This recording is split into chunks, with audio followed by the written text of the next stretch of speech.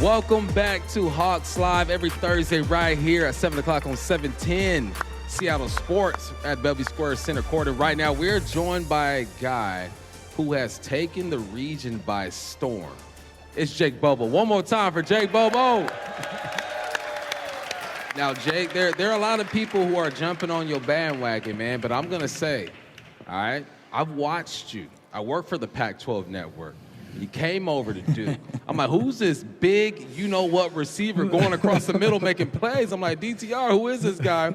He goes, man, that's my boy Jake. So once they drafted you, I knew that you were a true receiver, right? I saw the things that you were doing and understanding leverage and spacing and all that. So I was really excited to see what you do. So thank you for making me look like a genius sometimes, man, because I told everybody about you. I told everybody about you, man. But for real, man, it's been a pleasure to watch you play. Thanks. You made a play last week where it was a big hit. And then I saw you get up, you're pointing and you're smiling. Then New York calls and they say, hey, you got to take 19 off the field. What's that whole process like? Did they just tap you on the shoulder and be like, hey, man, you got to go to the tent real quick? Yeah, well, I made the mistake of kind of shaking my head at the sideline to kind of say, I brushed it off, I'll be all right. But I think the folks upstairs kind of took that as, he might be a little wobbly down there. So I guess they buzzed down to the ref. They stopped the game, had to come out. It was a little frustrating. But, I appreciate the caution. I wish the hit wasn't as big, but is what it is. Yeah. Well, I was just chatting with you. I'm going to share one of my favorite plays. And, look, today the game has changed so much. I mean, it's almost – look, wide receivers are now taught to be like soccer players and flop. Yeah. Whoa. We're not taught to flop, Moyer. Not you, but the new one. You got to get the call. The new one. You're old, man. You're an old man. Oh, you're backing it up? Okay. No, it is. But you got up, and I think this is what makes you so endearing. The love of the game just comes out of you, man. You got up, you were smiling. You didn't care about the big hit. And I think that's what makes you – and look, you also, you're a lead blocker for the first touchdown. Yeah. I mean, you go down, you're on special teams, you make touchdowns in red zones. I mean, I think it's just the love of the game. And you just talking with your – but, I mean, it's not an act, man. This truly is you. Yeah. I mean, it's the whole happy to be here thing is kind of cliche, but, I didn't really have any expectations coming into this, right? So it's – what can I do to improve this team? How can I impact this team? How can I make plays to move this team forward? At the end of the day, it is what it is. I'm kind of just happy to be out there doing that. You're more than that, though. I mean, I hear Gino talk about you, and look, they're pulling for you. But so I'm going to take you back to this part. Look, he was at Duke for 4 years. His dad was, and mom and dad both went to Dartmouth, so he's got some pretty smart genes there. Done. Your dad was a wide receiver at Dartmouth. Yes, sir. Has he finally given up the mantle to you that you're a better wide receiver? Not yet. Not yet. Not yet. Pretty good. But one thing that gets you from being a drafted player is your 40 time. By the way, it happened to me in my senior year too. Are you really a 4.99 40? 100%. Are you really? You could beat that today. Well, so here's the thing, right? It's like it first comes out, all right, who's a guy who runs 4.99 playing for UCLA, absurd. And you kind of are, it's embarrassing, it is what it is. But at this point, I mean, dude, you kind of just have to embrace it. Right. Yeah. You know what I mean? Like this, I kind of enjoy being probably the slowest wide receiver, at least 40 time wise in NFL history, right? Like that's got to be up there in the ranks. So for me, is embrace that. That's who I am. I think it kind of complements some of my other skill sets, which you touched on earlier. But at this point, it is what it is, man. Yeah, well, you play faster than that, obviously, and there's something you. about being smart and understanding defenses and separation, getting open. No doubt. Yeah, man. I'm a receiver, so I know a route runner, and I know a guy who understands what he's doing when I see it. Yeah. And I think that's different. There are guys who can run here to there faster than anybody, but can you do it with 11 other bodies out there in the coverage? Right. Is there a route that you like the most? Because I know I was a slot guy. So whenever I had my option route at 5, I can stretch to 8 depending on what the defense is doing. And I can manipulate what's going on. That was my favorite route. Is there a route that you enjoy the most? I'm a big option route guy. Just being able to, like you said, diagnose coverage, use leverage and stuff like that, but also any double move. Right. So I don't want to just run a straight line down the field. I want to try to manipulate, get him go one way so I can go the other. Make it look like I ran right by him when in reality, probably just put a move on him, get down the field. But any double move, option routes, anything where I'm not running a straight line. Right. Which, in today's game, you can't just run a straight line. I mean, you got to change up speeds. Let me take you back to high school. You grew up in Massachusetts. Yep. You're recruited by Wake Forest. At least, and by the way, here's what was really funny. I pulled up his Wikipedia page or Wikipedia, however you want to say it, and he goes, I have a Wikipedia page? And so I show him, I go, yes, you do, which is pretty cool. So you're recruited by Wake Forest, Boston College, Army.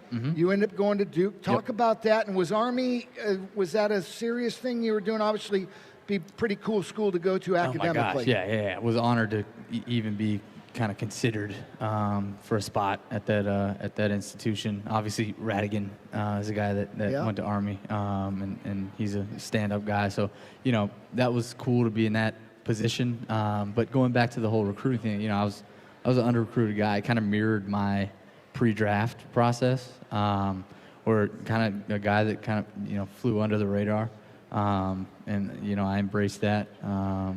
Happy to land where I landed in Durham. Obviously made my way out to LA by the end of it. But it was a cool process for sure. Why that, by the way? I mean, you have 4 good years at Duke. I mean, that program's turned around. I get, you got a standing ovation here. You're a hero as a 12. Other than being a basketball player, you're probably not as loved at Duke. But how do you, your 4th year, obviously you graduate, and why UCLA?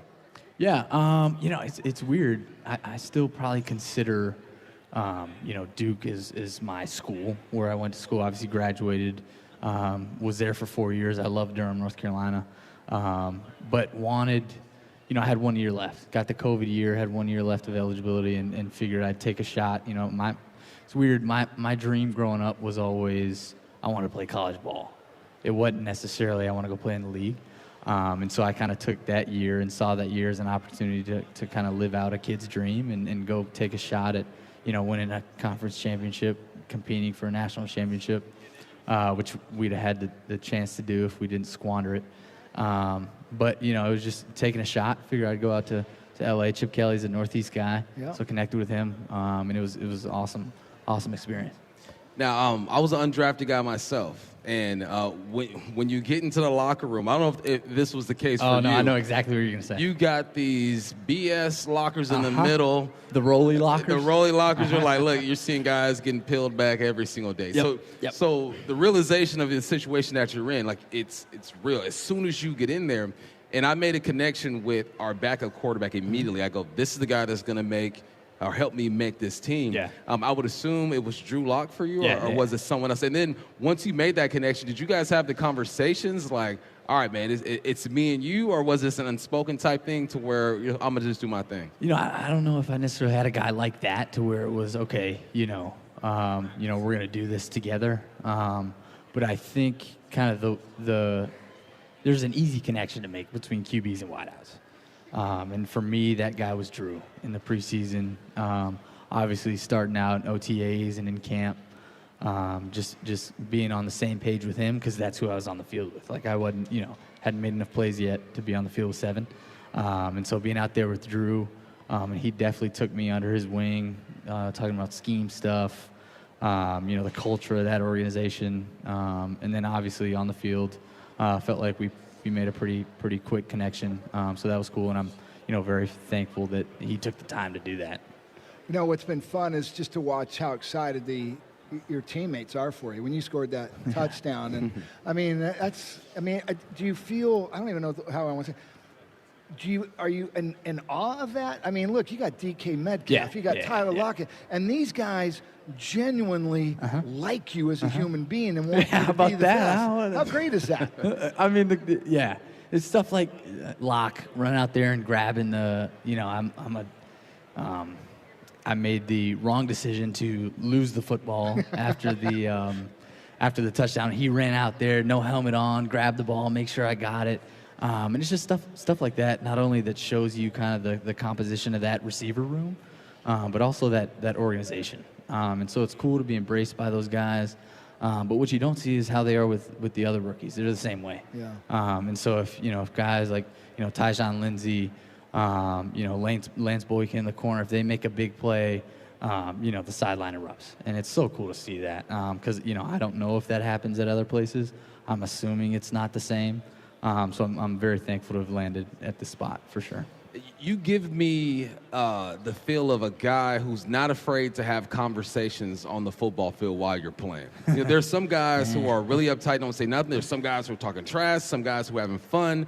You give me the feel that you'll have some conversation and laugh some things off. Like, what is a 7-play stretch like for Jake Bobo out there when it comes to interacting with the other team? With the other team? Let's go both teams. Okay, your team and the other team. Yeah. With the other team, it's very. I'm reactionary. So if there's a little trash talking going on, okay, I'll dig into that a little bit. But if it's not, I'll kind of stay in my own lane. But when I'm out there, dude, it's for anybody. It's survival. Right. Right now the game is flying, and the good part is I've seen, it's become easier since some of the camp stuff, since early in the preseason. But yeah, man, I'm just out there, looking to make plays. If I do, maybe I'll let you know that I did so. Maybe I won't. But I'm definitely a vocal guy. You say anything to the guy that gave you that big hit, or did you just kind of shake it off? You can't say anything after that one. No, after you're lying face down on the ground. It's hard to get up and talk trash after that. Well, I know we only got about a minute. What other sports? Did you play other sports in high school? Basketball. Yeah, miss those days. Got a little bit of height there. Last question for you, though, I got to ask. Flea flicker, was that designed for you? You were open. Yeah, I was open, but that's what a lot of people don't understand. Like, you guys get it because you played. There's a quarterback's got his read. It's 1 to 2 to 3, and on that I think I'm the third. So it's the back to, I think Disley was running a corner, and then I was over the top, and he just didn't have time to get there. And so social media is going nuts, saying Bobo's open. Why didn't G see him? But folks just don't understand. Like, he's not looking there. If he had time, he'd have got there. But I was looking. I was too. No, but it is what it is. I'm glad you pointed that out because people just, Gino, throw the ball. I go, there's a progression he's going through. If you can't get there, you don't get there.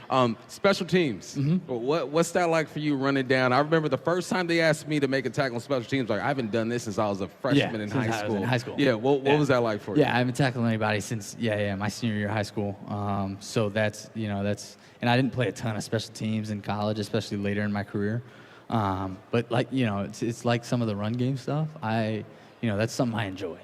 Right, so I'll dig into running down and covering kicks for blocking on kickoff return, making plays on the punt team is, like I touched on earlier. I'm really just trying to find ways to contribute to what this team's doing because I get this feeling, people in that building get this feeling. I don't know if the fan base quite gets this yet, but it feels like a special squad, and I'm just looking to move us forward. Well, we appreciate you taking time out of your day. I appreciate you guys. You don't live close, so thanks for making the drive, man. I appreciate it. Jake Bobo.